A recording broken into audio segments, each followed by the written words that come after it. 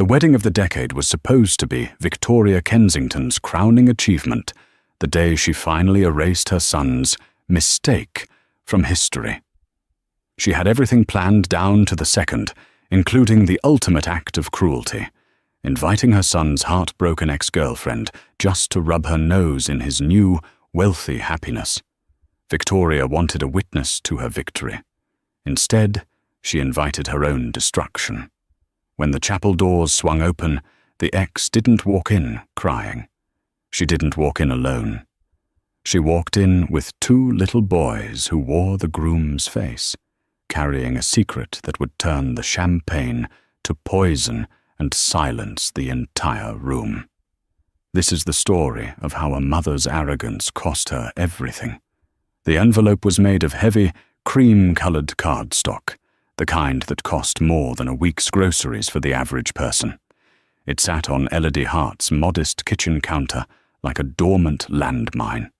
The calligraphy was embossed in gold leaf, swirling and pretentious, spelling out the names that made her stomach turn: Lucas Kensington and Sophia Vandermeer. Elodie stared at it, her coffee growing cold in her hands. It had been 4 years. 4 years since the rain-soaked night when Lucas, looking pale and pathetic, had sat in her old apartment and told her that he couldn't do it anymore. He hadn't broken up with her because he stopped loving her. He broke up with her because his mother, the formidable Victoria Kensington, had threatened to cut him off from the family fortune if he didn't marry someone with a pedigree. "It's not you, Elodie," Lucas had stammered, avoiding her eyes. "It's just, my world is different. Mother says we need to be realistic." Elodie hadn't begged.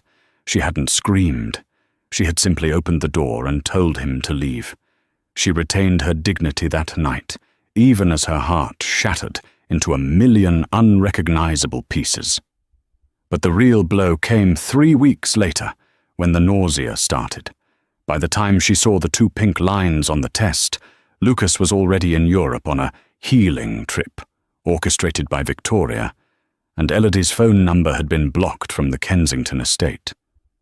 Now, this. An invitation. Elodie flipped the card over. There was a handwritten note on the back, penned in jagged, aggressive cursive. "I thought you should see what real happiness looks like. Do come. We've reserved a seat in the back for old time's sake. Victoria." It wasn't an olive branch. It was a dagger. Victoria wanted to make sure Elodie knew she had lost. She wanted to parade the heiress bride, Sophia, in front of the waitress girl Lucas had once lowered himself to date. "Mama?" A small, sleepy voice broke her trance. Elodie turned to see Leo, 4 years old, rubbing his eyes. Standing right behind him was his identical twin, Oliver. They were the splitting image of their father. The same dark, curly hair, the same piercing blue eyes, the same stubborn set of the jaw. But they had Elodie's fire. "I'm here, baby," Elodie said, scooping Leo up. She looked from the boys to the invitation. For 4 years she had struggled. She had worked double shifts, finished her paralegal degree at night, and raised 2 boys on her own without taking a dime from the Kensingtons. She had protected them from Victoria's toxicity. But Victoria had poked the bear. She had invited Elodie to the lion's den, expecting a frightened mouse. Elodie's eyes hardened. She grabbed her phone and dialed her best friend, Sarah, who worked as a stylist for the city's elite. "Sarah," Elodie said, her voice eerily calm. "I need a dress, and I need 2 miniature tuxedos. We're going to a wedding." The Kensington estate was a sprawling manor that looked more like a museum than a home. Manicured hedges lined the driveway, and a fleet of luxury cars, Bentleys, Rolls-Royces and Ferraris, were already parked in perfect rows. The air smelled of expensive perfume and old money. Inside the grand ballroom, Victoria Kensington held court. She wore a silver gown that shimmered like fish scales, her neck draped in diamonds that had been in the family for generations. She sipped vintage champagne, her eyes scanning the room with the predatory gaze of a hawk. "Is everything perfect, Victoria?" asked Margaret, one of her socialite friends who enjoyed others' misery almost as much as Victoria did. "Impeccable," Victoria purred. "Lucas looks handsome, doesn't he? And Sophia brought a dowry that will merge our shipping lanes with her father's tech empire. It is a merger made in heaven." "And the loose end?" Margaret whispered, raising an eyebrow. "Did you really invite the help?" Victoria laughed, a cold, tinkling sound. "I did. I want her to see this. I want her to realize that she was merely a placeholder, a cautionary tale. I want Lucas to look at her in her cheap department store dress, and then look at Sophia in Vora Wang, and realize I saved him." At the front of the room, Lucas stood by the altar. He looked dashing in his bespoke tuxedo, but his eyes were empty. He went through the motions, smiling when prompted, shaking hands with men he didn't know. He was a man who had been hollowed out. He loved Sophia well enough.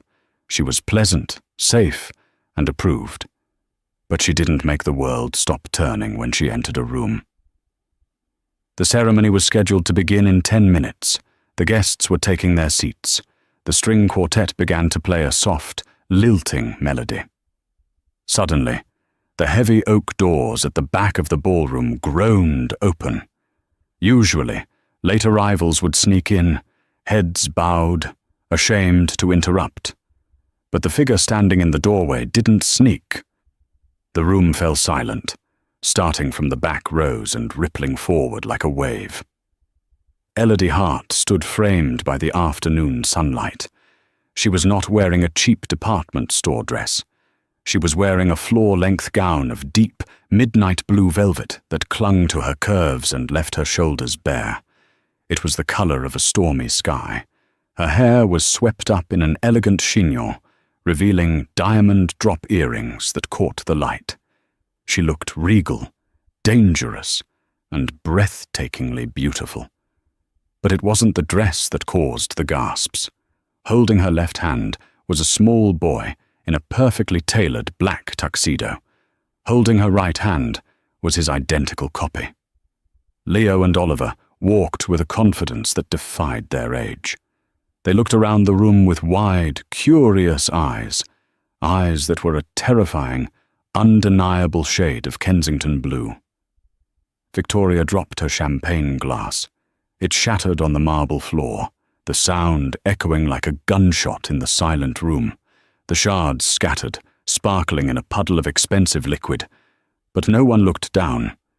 Every pair of eyes was fixed on the woman walking down the center aisle, not as a bride, but as a conqueror. Lucas, hearing the glass break, looked up from the altar. His breath hitched in his throat. The color drained from his face so fast, he looked like he might faint. He saw Elodie, looking more stunning than he had ever seen her. And then he saw them, the boys. They had his nose. They had his chin. They had the Kensington glare. "Oh my God," whispered the best man, who had been Lucas's college roommate. "Lucas, are those—" Elodie didn't stop. She didn't look at the guests whispering behind their hands. She walked straight toward the section Victoria had mockingly reserved for her, the back row. But she didn't sit there. She stopped halfway down the aisle, right where the families were seated. She locked eyes with Victoria. Victoria's mouth opened and closed like a fish out of water. Her carefully constructed reality was cracking. She had invited a ghost to haunt her son, but the ghost had brought the future with her. "You invited me, Victoria," Elodie said, her voice clear and melodic, carrying through the silent hall. "I thought it would be rude not to introduce you to your grandsons." The word grandsons hung in the air, heavy and suffocating. Sophia, the bride, stepped out from the side room where she had been waiting to make her entrance. She saw the frozen groom, She saw the woman in blue. She saw the twins. "Lucas?" Sophia's voice was trembling. "Lucas, who are they?" Lucas couldn't speak. He stepped off the altar, stumbling slightly. He walked past his mother, who was clutching her pearls as if they were a lifeline. He walked toward Elodie and the boys. He fell to his knees in front of Leo and Oliver. Leo tilted his head. "Mummy, is this the bad man?" The innocence of the question was more devastating than any insult. Elodie looked down at the man she had once loved, the man who had let his mother throw her away like trash. "No, Leo," Elodie said softly, loud enough for the first 3 rows to hear. "He's not a bad man. He's just a man who didn't fight for us." Victoria snapped out of her shock, her face twisted into a mask of fury. She marched over, her heels clicking aggressively on the stone floor. "How dare you?" Victoria hissed, though her voice wavered. "How dare you bring these hired actors into my house on this day? This is a shakedown. Security." "Security?" Elodie laughed. She reached into a clutch and pulled out a folded piece of paper. It wasn't a weapon. It was a document. "I brought the DNA results, Victoria, and the birth certificates. You see, I knew you'd say that. You're nothing if not predictable." She held the papers out, not to Victoria, but to Lucas. "I didn't come to stop the wedding," Elodie said, her eyes shifting to the horrified bride, Sophia. "I came because you sent an invitation to my house to mock me. You wanted to show me what I missed out on.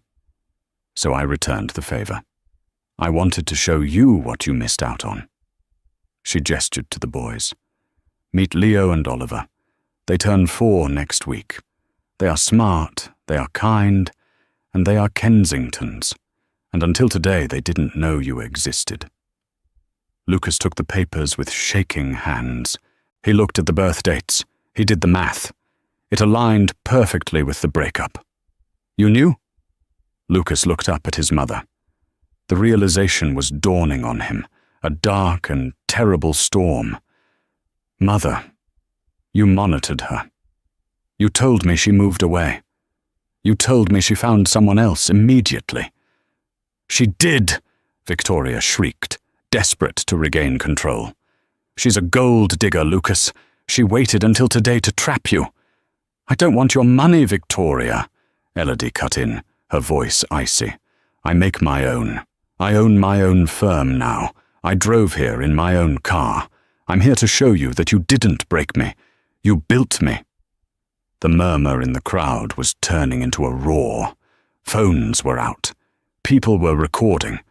The wedding of the century was turning into the scandal of the decade. Sophia, the bride, looked at Victoria, then at Lucas, who was still on his knees, weeping as he looked at his sons. Sophia threw her bouquet on the ground. "I think," Sophia said, her voice cutting through the noise, "that the wedding is off." But the drama was far from over, because as Lucas reached out to touch Oliver's hand, the little boy pulled back and hid behind Elodie's velvet dress. "I don't know you," Oliver said. It was a rejection that hurt more than the breakup 4 years ago.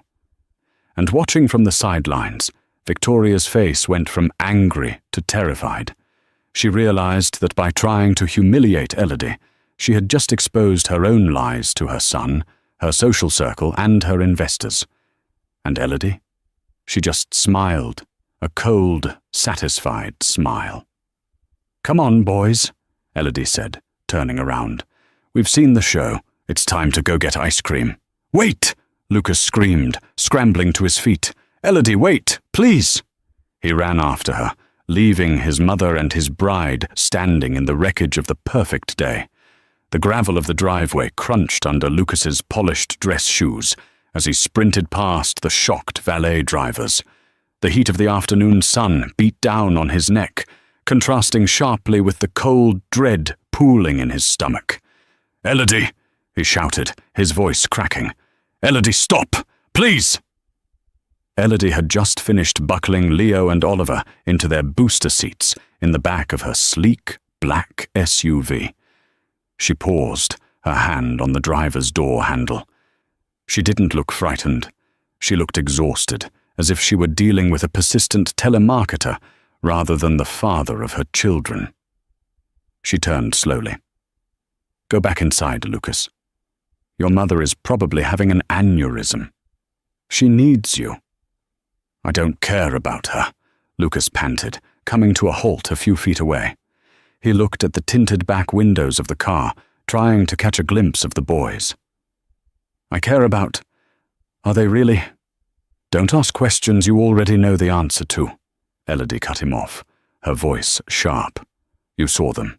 You saw their eyes. You know." Lucas ran a hand through his hair, disheveling the perfect groom styling. 4 years, Elodie. 4 years. Why didn't you tell me? I would have left everything. I would have come for you." Elodie laughed, a dry, humorless sound. She stepped away from the car, closing the distance between them, just enough to lower her voice so the children wouldn't hear. "You would have come," she mocked gently. "Lucas, I called you. The night I found out. I called the estate. I called your cell. I even wrote a letter, a physical letter, and sent it to your apartment in the city."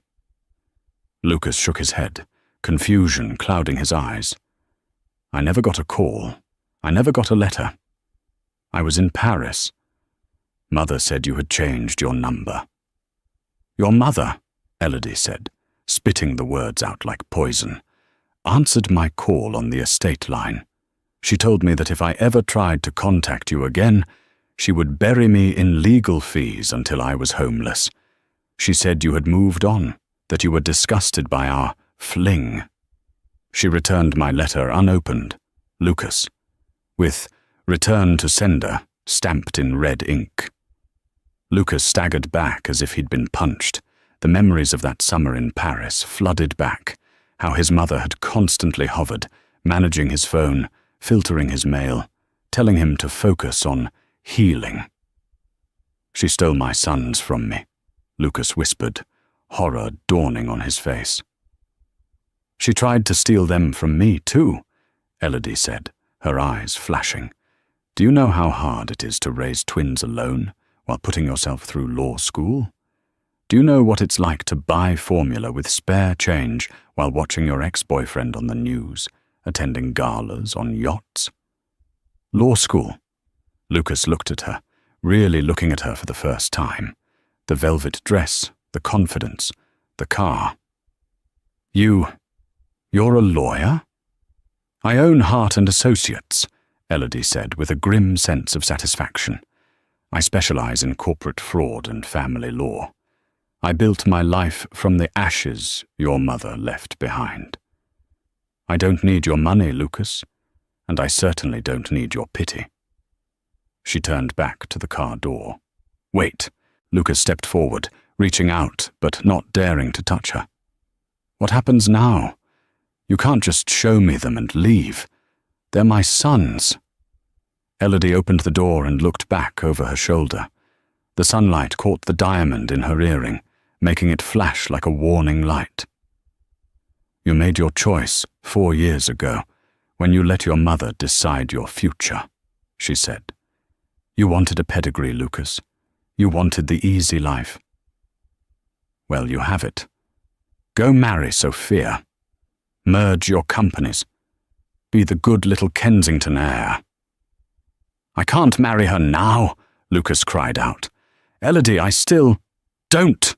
She stopped him. "Don't you dare say you still love me. You don't love me. You love the idea of defying your mother, but you're too weak to actually do it. Goodbye, Lucas." She slid into the driver's seat. The engine roared to life, a powerful, deep rumble. As she drove away, kicking up dust, Lucas stood alone in the driveway, watching the taillights fade. He felt a hollowness in his chest that no amount of money could fill. He turned around and looked back at the manor. The wedding guests were spilling out onto the terrace, whispering, pointing. Lucas's sadness evaporated, replaced by a white-hot rage he had never felt before. He marched back toward the venue. He wasn't going to the altar. He was going to war. Inside the bridal suite, Victoria was pacing, frantically barking orders into her phone. "Get the PR team on the line. Tell them it was a prank, a disgruntled employee. I don't care what you have to say, just kill the story." She slammed the phone down as Lucas kicked the door open. The wood splintered near the lock.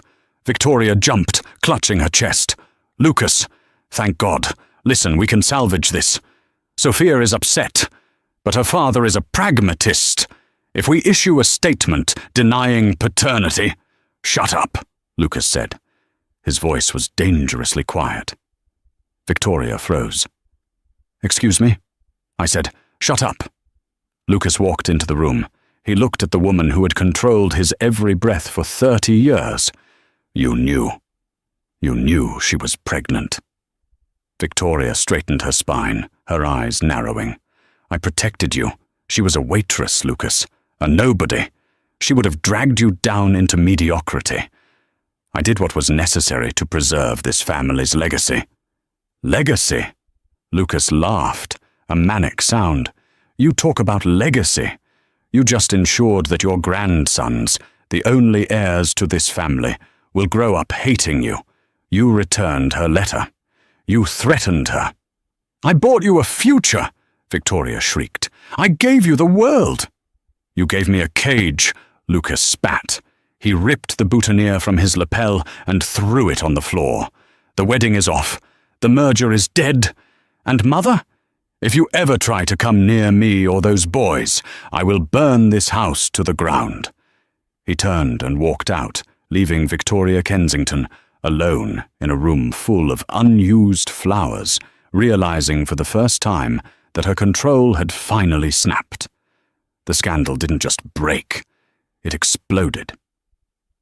By the next morning, the video of Elodie walking down the aisle with the twins had been viewed 10 million times. The hashtags, "Nah, the waitress revenge," and Kensington twins were trending globally. The internet, usually a divided place, was almost unanimously on Elodie's side. The image of the regal mother protecting her children against the evil queen, Victoria, was too perfect to resist. Elodie sat in her office at Hart & Associates 3 days later. It was a corner office with floor-to-ceiling windows overlooking the city skyline. Her desk was covered in files, but her eyes were glued to the television mounted on the wall. A news anchor was speaking gravely. Kensington Industries stock has plummeted 12% since the disastrous wedding event on Saturday. Investors are questioning the stability of the leadership after CEO Victoria Kensington was accused of concealing her own grandchildren. Meanwhile, Lucas Kensington has reportedly moved out of the family estate and is staying at the St. Regis Hotel. Elodie muted the TV. She felt a headache building behind her eyes. She hadn't done this for fame. She had done it for closure. But now, the beast she had poked was waking up. Her intercom buzzed. "Ms. Hart, there's a visitor for you. She doesn't have an appointment, but she says it's urgent." "I'm not taking press interviews, Sarah," Elodie sighed. "It's not the press," her assistant's voice lowered. "It's Sophia Vandermeer." Elodie's pen froze in midair. The bride. "Send her in," Elodie said, her muscles tensing. She expected a screaming match. She expected a slap. She prepared herself for a catfight. But when the door opened, Sophia looked nothing like the radiant bride from Saturday. She wore huge sunglasses, a trench coat, and a scarf wrapped around her head. She looked like a spy on the run. Sophia closed the door and leaned against it, exhaling deeply. She removed her glasses. Her eyes were red and puffy. "I didn't come to yell at you," Sophia said quietly. Elodie gestured to the chair opposite her desk. "Then why are you here? To ask me to apologize for ruining your big day?" "My big day was a business transaction," Sophia said, dropping into the chair. I knew Lucas didn't love me. Not really. But I thought he was decent. I thought his family was honorable. She looked up at Elodie. You saved me, Elodie. Elodie blinked, surprised. I did? If I had married him, and then found out about the twins later, or if I had children with him and Victoria tried to control them. Sophia shuddered. I saw the way she looked at your boys, like they were property, like they were livestock to be branded. Sophia reached into her designer bag and pulled out a flash drive. She slid it across the mahogany desk. What is this? Elodie asked. My father was furious about the embarrassment, Sophia explained. He wanted to destroy the Kensingtons. So, he had his private investigators dig into Victoria's past dealings. We were going to use it for leverage to get our investment back. Sophia paused. But I think you need this more than I do. Elodie picked up the drive. What's on it? Proof, Sophia whispered. Proof that Victoria Kensington didn't just hide your letters. She paid off a doctor to falsify records. 4 years ago, when you went to the clinic for your first ultrasound, the clinic was owned by a subsidiary of Kensington Corp. She accessed your medical files illegally. She knew the gender of the babies before you did. She was tracking you, Elodie. For years. A chill ran down Elodie's spine. The idea that Victoria had been watching her, lurking in the shadows while Elodie struggled to pay rent, was nauseating. Why give this to me? Elodie asked. Because she's not done, Sophia warned. I heard my father talking to his lawyers. Victoria is planning to file for emergency custody. She's going to claim you are mentally unstable and that you staged the wedding interruption to emotionally damage the children. She's going to try to take them, Elodie. She needs heirs to stabilize the stock price. Lucas is refusing to talk to her, so she's going to bypass him and go straight for the boys. Elodie's hand closed tight around the flash drive. Her knuckles turned white. The sadness she had felt earlier vanished, replaced by the cold, sharp instinct of a wolf protecting her cubs. Let her try, Elodie said, her voice dropping an octave. I know the law better than she does, and this time I'm not the scared 20-year-old girl she bullied. Be careful. Sophia stood up, buttoning her coat. She has judges in her pocket. She has the media. She has billions. She has money, Elodie corrected, standing up to shake Sophia's hand. But I have the truth, and thanks to you, I have the weapon. As Sophia left, Elodie plugged the flash drive into her computer. She watched the files populate the screen, emails, bank transfers, surveillance logs. It was all there. Just then, her phone rang. It was an unknown number. Ms. Hart, a deep, smooth voice spoke. This is Arthur Sterling, representing Mrs. Victoria Kensington. Elodie smiled a dangerous smile. She knew the name, the most expensive shark in the city. Mr. Sterling, Elodie replied calmly. I was expecting your call. We are filing an emergency motion for temporary custody of the minor children, Leo and Oliver Hart, on behalf of their grandmother, the lawyer stated, his tone bored and arrogant. We are alleging parental alienation and emotional distress. We expect you to surrender the children's passports by 5 p.m. today.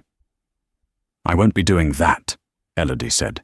Then we will see you in court tomorrow morning. And Ms. Hart, bring a toothbrush.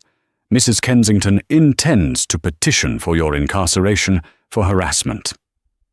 I'll see you there, Arthur, Elodie said. And tell Victoria to wear something comfortable. It's going to be a long day.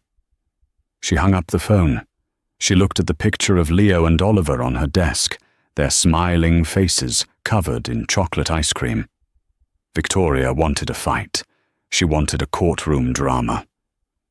Elodie cracked her knuckles. Okay, Grandma. Let's play. The courtroom was packed.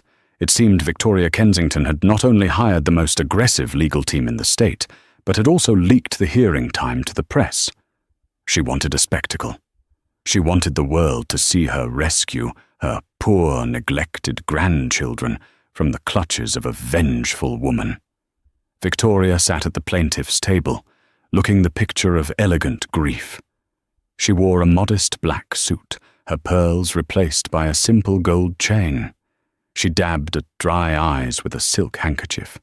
Beside her sat her lead counsel, Mr. Montgomery, a man known as the Butcher in legal circles for his ability to tear families apart. Elodie sat alone at the defense table. She didn't need a lawyer. She was one. She wore a sharp, crimson blazer that signaled she wasn't there to mourn. She was there to fight. "All rise," the bailiff bellowed. Judge Keller, a stern woman with a reputation for zero tolerance of courtroom theatrics, swept in. She looked at the overflowing gallery and frowned. "This is a family court, not a circus. One outburst and I clear the room. Mr. Montgomery, you're opening?" Montgomery stood up, buttoning his jacket. He walked toward the judge, his voice dripping with faux concern. "Your Honor, we are here today because a tragedy has occurred. 2 innocent children, heirs to one of the country's most significant legacies, have been hidden away in poverty by a mother whose judgment is clouded by bitterness. Ms. Hart withheld the existence of these children from their father and grandmother for 4 years. She lives in a 2-bedroom rental in a high-crime district. She works long hours. We have witness testimony that suggests she leaves the children with unlicensed neighbors.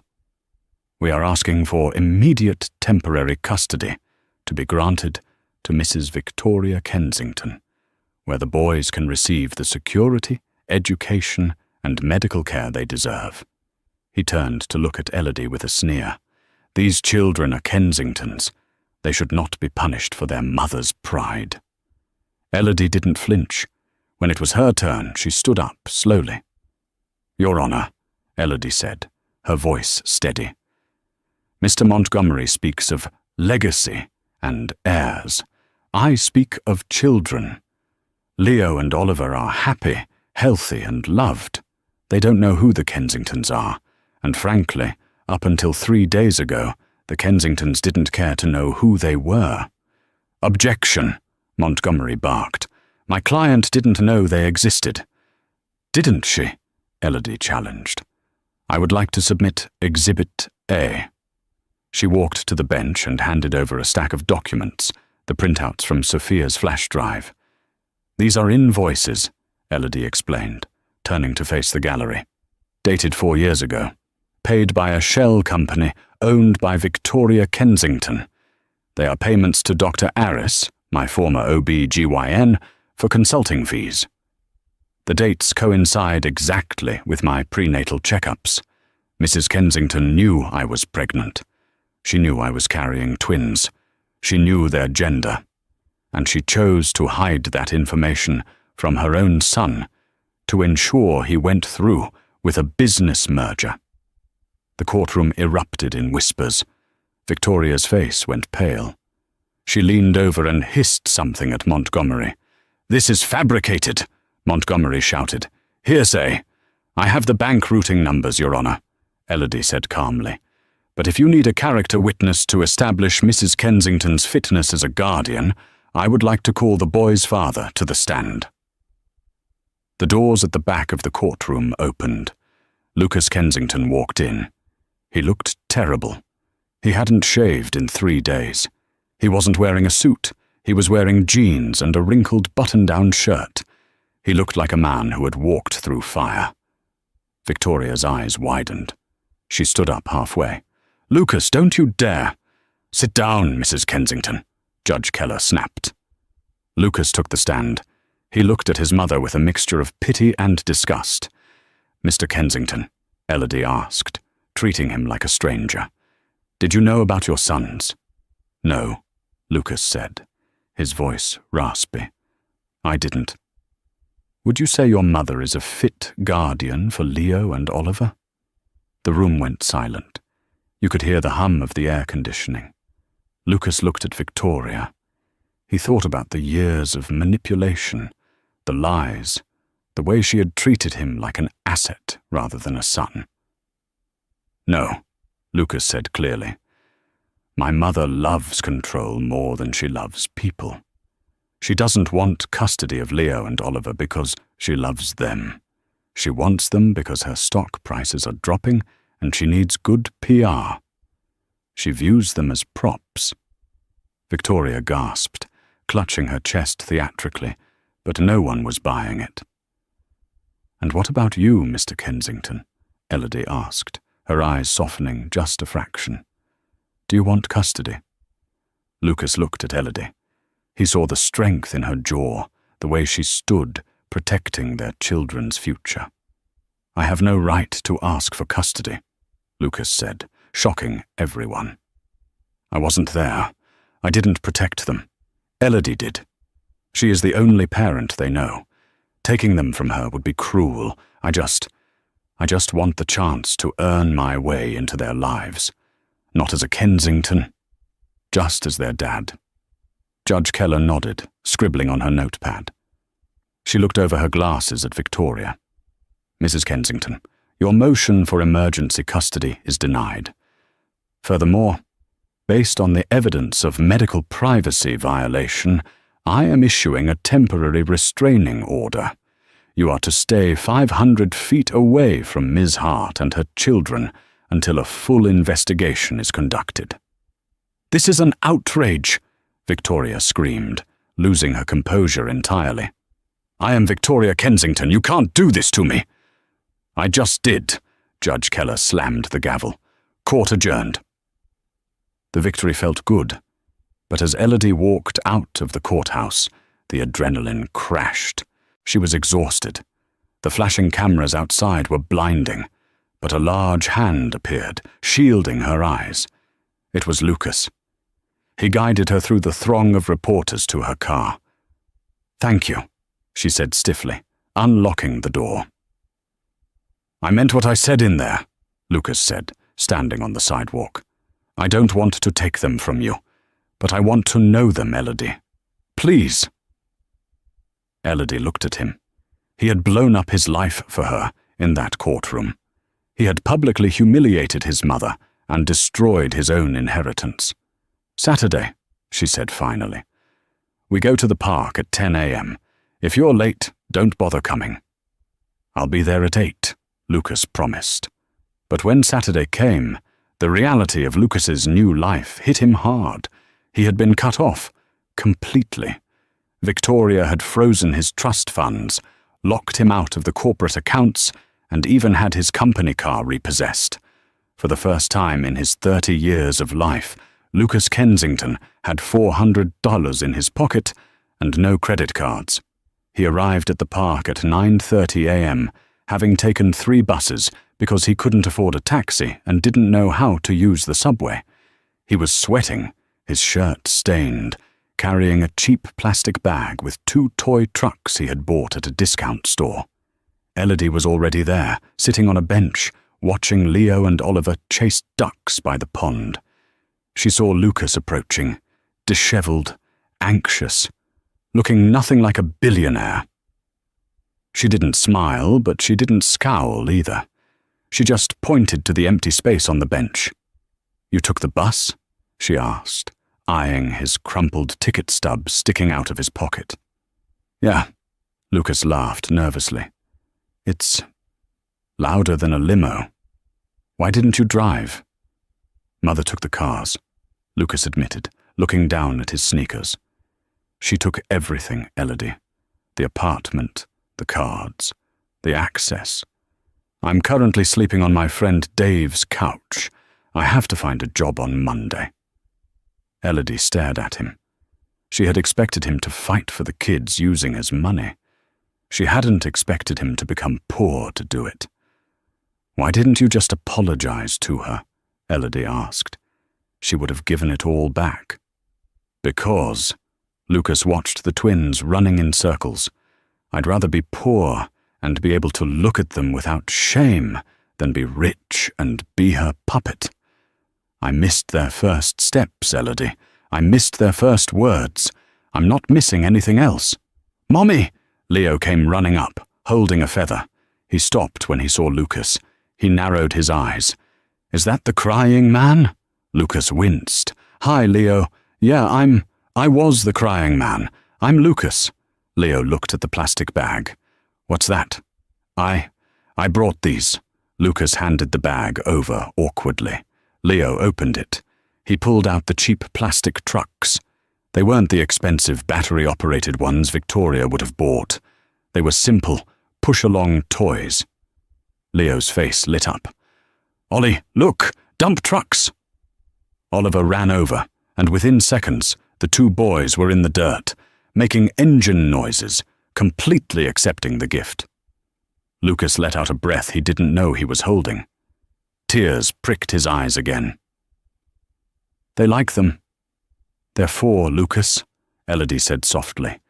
They don't care about price tags. That's a lesson your mother never learned. She reached into her purse and pulled out a sandwich wrapped in foil. She broke it in half and handed a piece to him. Eat, she commanded. You look like you haven't eaten since the wedding. Lucas took the sandwich. It was peanut butter and jelly. It tasted better than any steak he'd ever had at a Michelin star restaurant. So, Elodie said, watching the boys play. You need a job? I have a business degree from Wharton, Lucas said, but my mother has likely blacklisted me from every major firm in the city. Good, Elodie said. Corporate life makes you miserable anyway. My firm needs a paralegal. It pays garbage, the boss is demanding, and you'll have to fetch your own coffee. Lucas looked at her, stunned. You'd hire me.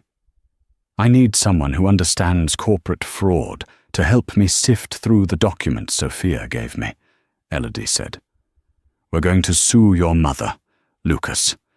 Not for custody, for damages, for emotional distress, for the illegal wiretapping of my medical records. We're going to take her down. Are you in? Lucas looked at his sons playing in the dirt with the cheap trucks. He looked at the woman who had built a fortress to protect them. He felt a fire ignite in his belly, not of rage, but of purpose. I'm in, Lucas said. When do I start? Monday at 8 a.m. Elodie stood up. Don't be late. And Lucas? Yeah? You're good with the boys, she said. Just don't disappear again. Never, Lucas vowed. But as they watched the boys play, a black sedan slowly rolled past the park entrance. The window was tinted, but the license plate was familiar. Victoria wasn't done. She had lost the legal battle, but she was about to start a different kind of war. And this time, she wasn't targeting the parents. She was targeting the boys' curiosity. As Lucas and Elodie packed up to leave, Oliver lagged behind. A window on the sedan rolled down. A hand extended, holding something shiny, a tablet, playing the boys' favorite cartoon. Hey there, little one, a voice cooed from the car. It wasn't Victoria, it was a hired stranger.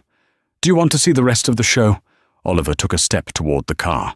Oliver, Elodie shouted, turning around. The sedan's tires screeched as it sped away, leaving Oliver standing confused on the sidewalk. Lucas sprinted over, scooping his son up, his heart hammering against his ribs. He looked at the retreating car. She's trying to snatch them, Lucas realized, his blood running cold. She's not going to wait for the courts. Elodie's face hardened into stone. Then we stop playing defense. It's time to go on the offense. The black sedan speeding away from the park wasn't just a threat. It was a declaration of war. Victoria Kensington had crossed the invisible line that separates a manipulative matriarch from a criminal. She had targeted the children. For Elodie and Lucas, the time for defensive maneuvering in courtrooms was over. They couldn't wait for the slow grind of the legal system while Victoria operated in the shadows. They had to cut off the head of the snake, and they had to do it now.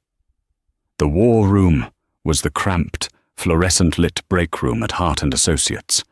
It smelled of stale coffee and microwave popcorn, a stark contrast to the mahogany boardrooms Lucas was accustomed to.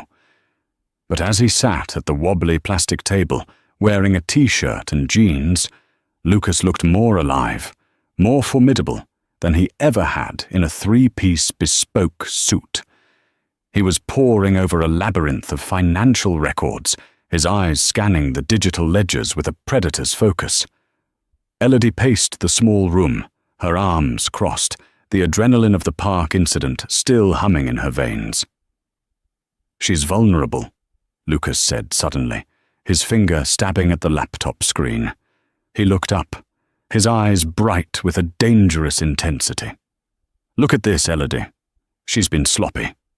Arrogant." Elodie leaned over his shoulder. "What am I looking at?" "Liquidity," Lucas explained, his voice low and urgent. "She's been leveraging the company's operating capital to cover personal losses from bad investments in offshore shipping. She's bleeding money, and she's trying to plug the holes before the quarterly audit." He scrolled down the spreadsheet. "If the board finds out she's been using company assets to fund her personal vendettas, including the surveillance on you, the bribes, the private investigators, they won't just fire her, they'll destroy her." "We know she did it," Elodie said, frustration tightening her jaw. "But knowing it and proving it are two different things. We need the authorization logs. We need to link the money to the orders, and those are on her private server at the estate." Lucas nodded grimly. "I know the passcode. Or I did. It's her birthday. She's too narcissistic to change it. She believes she's untouchable." "But you can't get on the property," Elodie countered, the reality of their situation settling in. "The restraining order works both ways, Lucas. If you set foot on the estate, she'll have you arrested for trespassing before you can even touch a keyboard. She's probably got security watching the perimeter specifically for you." "I won't go," Lucas said, a grim smile touching his lips. It wasn't a smile of happiness, but of tactical precision. "But I know someone who still has access. Someone who knows the layout, knows the schedule, and right now hates my mother almost as much as we do." Elodie raised an eyebrow. "Who?" "Sophia." Later that night, the phone rang in the lavish, lonely penthouse apartment of Sophia Vandermeer. The jilted bride was sitting on her velvet sofa, a glass of expensive red wine in her hand, staring blankly at a pile of returned wedding gifts that were waiting to be shipped back. The silence of the apartment was deafening. She saw the caller ID and hesitated. Then, with a sigh of resignation, she answered. "Hello?" "Sophia, it's Lucas." The sound of his voice brought a fresh wave of pain, but it was duller now, replaced by a simmering anger. "You have a lot of nerve calling me, Lucas, after everything." "I know," Lucas said, his voice stripped of any excuses. "And I'm sorry. Truly, I never wanted to hurt you. But I need your help to stop her. She tried to grab Oliver at the park today. She tried to kidnap my son." The silence on the other end was heavy. Sophia set her wine glass down on the marble coaster with a sharp clink. The image of the little boy with the curly hair flashed in her mind, the innocent bystander in Victoria's game. "She went after the kids?" Sophia asked, her voice trembling slightly. "Yes. She's escalating. We need the server logs from her study to prove she's embezzling funds. If we don't stop her, she'll take them, Sophia. You know she will." Sophia stood up, walking to the window that overlooked the city lights. She thought about how Victoria had treated her, not as a daughter-in-law, but as a merger acquisition. She thought about the cold, calculating look in Victoria's eyes when she talked about legacy. You still have your keycard to the estate, don't you? Lucas pressed gently. She wouldn't have revoked it yet. She still thinks she can smooth things over with your father to save the merger. Sophia looked at her reflection in the glass. For the first time in weeks, she didn't look like a victim. She looked like someone who was ready to fight back. I'm on my way, Sophia said. The takedown was scheduled for the annual Kensington Shareholders' Gala. It was the crown jewel of the social season, a black tie affair held in the very same grand ballroom where the disastrous wedding had taken place only a week prior. The irony was intentional. Victoria wanted to overwrite the memory of the scandal with a display of unshakable power. The room was filled with the city's elite, titans of industry, politicians, and nervous investors holding champagne flutes. Victoria Kensington stood on the raised stage, bathed in a spotlight that made her gold gown shimmer like armor. She looked imperious, untouched by the chaos swirling around her family name. The rumors of family discord are greatly exaggerated, Victoria lied into the microphone, her voice smooth as silk. She flashed a practiced, dazzling smile at the crowd. My son is merely taking a sabbatical to focus on personal projects. The Kensington legacy is unshakable. In fact, the company is stronger than ever, and our projections for the next quarter are... She never finished the sentence. Suddenly, the massive LED screen behind her, which had been displaying the Kensington Industries logo, flickered violently. The golden crest dissolved into static. A murmur rippled through the crowd. Victoria turned, confusion marring her perfect composure. In place of the logo, a video began to play. It was grainy, black and white security footage, time-stamped from 3 weeks ago. It showed Victoria in her private office, her face twisted in a mask of fury as she screamed at a cowering man in a suit. The audio, piped through the ballroom's high-fidelity speakers, was crystal clear. I don't care if it's illegal. Falsify the reports. If the board finds out I used the pension fund to pay off the bribe for the judge, we're ruined. Do it! The ballroom gasped as one entity. The sound was like the air being sucked out of the room. Victoria froze, her eyes wide with horror, as she watched her own digital ghost confess her crimes to the people she had spent a lifetime deceiving. Then, the image changed. It wasn't video anymore. It was data. A spreadsheet. The damning evidence Lucas and Elodie had found, corroborated by the logs Sophia had extracted, filled the screen.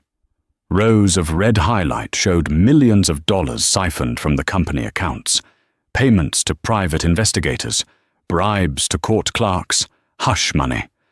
Victoria stood paralyzed on stage, a golden statue of ruin. She looked out into the blinded darkness of the crowd, searching for an ally, but finding only shock and judgment. Then she saw them. Standing at the very back of the room, near the heavy oak doors, was a triad of justice. Elodie stood in the center, wearing a sharp white suit that glowed in the dim light. Beside her was Lucas, his hand resting protectively on the small of her back. And flanking them was Sophia Vandermeer, holding a tablet, her finger hovering over the send button that had just blasted the evidence to every news outlet, regulatory body, and shareholder in the country.